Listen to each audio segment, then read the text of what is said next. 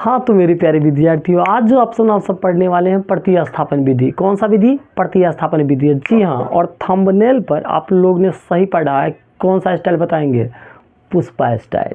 ठीक है, जिस तरह पुष्पा नहीं झुकाता ना तो उस तरह आप लोग भी नहीं झुकिएगा प्रतिस्थापन विधि में। तो खाली वीडियो को अंत तक बने रहिएगा। ठीक है, तो पढ़ने वाले हैं एक्सरसाइज 3.3 और क्वेश्चन नंबर कितना होगा? 2 होगा। क्वेश्चन नंबर कितना होगा? 2। मैंने एक ऑलरेडी बता रखा है। ठीक है, अब वीडियो को अंत तक बने रहिएगा। ठीक, बिल्कुल पुष्पा स्टाइल में पढ़ेंगे। तो s माइनस टी बराबर 3 एक समीकरण 1 मान लीजिए। s/3 प्लस t/2 बराबर 6 है। अब एक बात बताइए, ये रैखिक समीकरण नहीं है। कौन सा समीकरण है वो लोग? तो रैखिक समीकरण नहीं है। एक पहले रैखिक समीकरण बना लेंगे। ठीक, तो कैसे बनाते हैं? अब एक बउआ देख लो, ये लोग बट्टा में है ना? बट्टा में तो बट्टा जैसा ही हटेगा कि रैखिक समीकरण बन जाएगा। ठीक, तो चलिए ना रैखिक समीकरण पहले बना लेते हैं।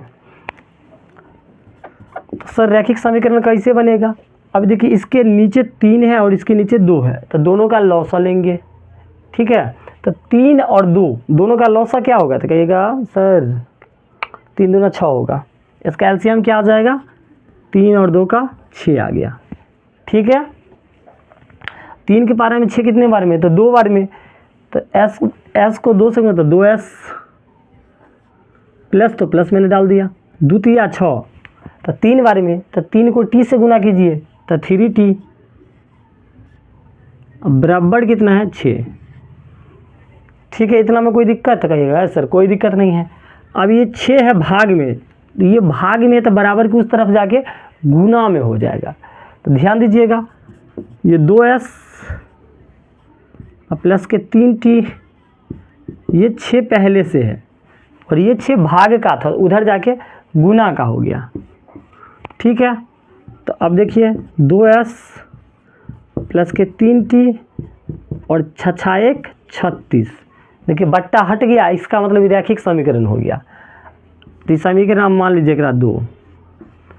ठीक है, अब समीकरण 1 से चाहे 2 से आपको जिससे मने कर सकते हैं। चलिए मैं क्या करता हूँ, समीकरण 1 से करता हूँ। तो लिखेंगे समीकरण 1 से। अब क्या होता है बुआ लोग, जो कोई 2 चर जो ये दिया हुआ है, कोई एक चर को हम इधर रख के मानपक बनाएंगे।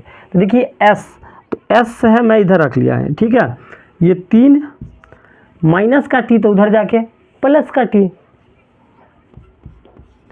तो इसका मतलब s का मान आया 3 प्लस t। अब यही s का मान समीकरण 2 में चाहे 1 में हम रखेंगे तो t के मान आएगा। सॉरी, किसका मान आएगा? s का मान आएगा। ठीक, तो चलिए ध्यान दीजिएगा, s का मान समीकरण हम कौन में रख लें? चलिए हम 1 में रखते हैं। तो लिखो s का मान कौन में रख रहे हैं? 2 में रख रहे हैं। समीकरण 2 में रखने पर 2 में रखने पर चलिए रखिए बुआ लोग। अब s देखिए 2 है तो मैंने 2 डाल दिया, कोई चीज़ नहीं है तो क्या चीज़ का है? गुना का है। अब s बोला है, s का मान क्या है? 3 प्लस t। तो मैं इसको अभी गुना नहीं, इसको ब्रैकेट में 3 प्लस t।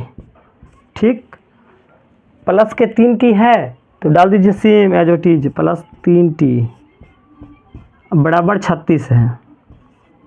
चलिए इधर हमने लाइन खींच के आप बताता हूँ। अब देखिए गुना होगा ना, 2 3 6 प्लस 2 को t से गुना तो 2t, अब प्लस के 3t पहले से हैं बराबर 36 पहले से है, डाल देते हैं। इतना में कोई दिक्कत कहेगा? कोनो दिक्कत नहीं। अब ये 6 प्लस का है तो उधर जाके क्या हो जाएगा? माइनस का। ठीक, अब 2 को t या 3 को t, कितना t हो गया? तो कहिएगा 5t। 36 पहले से है तो है। ठीक, प्लस का 6 तो इधर आके माइनस का 6, 5t। 36 में से 6 गया, कहिएगा 30 होगा। तो 30 5 6 30, 6 से कट जाएगा, ये गुना के इधर भागे काट लीजिए, 5 1 5 5 6 30, यानी t का मान कितना आ गया? 6। अब यही टी का मान समीकरण यहाँ इसको 3 मान लीजिए,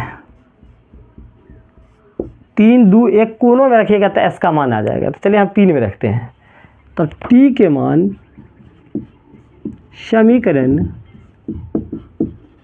समीकरण किस में रखे बुआ लोग? तो 3 में रख रहे हैं। समीकरण 3 में रखने पर 3 में रखने पर तो रख डालिए। 3 समीकरण तो यही है, s बराबर 3 प्लस टी का मान क्या आया? 6 आया है। तो s बराबर 3 6 9। तो s का मान 9 आया है और t का मान 6 आया है। क्या दोनों का मान आ गया ना? अच्छा लग गया हो तो चैनल को सब्सक्राइब कर लीजिए। जल्द मिलते हैं अगला वीडियो में।